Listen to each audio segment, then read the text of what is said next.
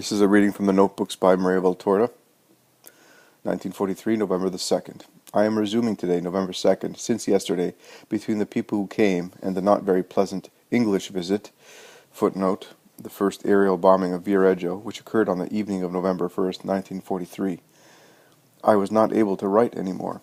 As for the impressions endured during that painful quarter of an hour, I will tell you, footnote, she is addressing Father Migliorini, that they are diverse and varied.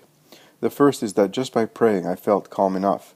It seemed impossible to me that as I invoked him over myself and over all those gathered at my bedside, and, with greater charity, over all the others fleeing along the streets or trembling in their homes, he, whose name is powerful, would not listen to me. I got the feeling, and I noted it 3 or 4 times during prayer, that he was embracing me, in making me understand that I was calm because I was protected by him. In my state, which is so serious, it would be a lie to say that my heart did not suffer. If a loud noise, a cry, a collision between 2 cars, seeing a person fall, a dispute, a piece of news, and other such things make an impression on me, what my physical heart must have suffered as a result of that devastation is readily understandable. But you have been able to observe that, with my heart aided by a forceful injection, it was not off-center in terms of morale. The second thing was that, after that anti-Catholic profession since the morning, I had been under the impression, rather I had been convinced, that if the enemies had come that day, things would have turned ugly, and so it was. Thirdly, when it was over, there came relief at the thought that the nightmare of an aerial bombardment, which had been tormenting me for 20 days, had passed. I mentioned to you that dream to which I wanted to apply the incident of the death of those 5 people in Mazzini Square about 15 days ago, footnote, in the course of a military exercise taking place in the Apuane Alps. A projectile which should have fallen into the sea had instead landed in Mazzini Square, killing 5 people.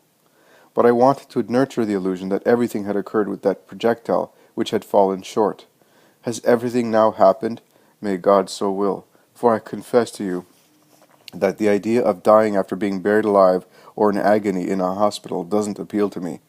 I accept my 5 illnesses and agree to accept another 5, another 10, with all the torments, but I ask only to be left in my house, where Jesus has done so many things for me, and which is sacred to me for his sake, for it was given to me by him, and my relatives died in it. The fourth and final impression involves gratitude towards you. I was certain you would come, but seeing you come has moved and calmed me.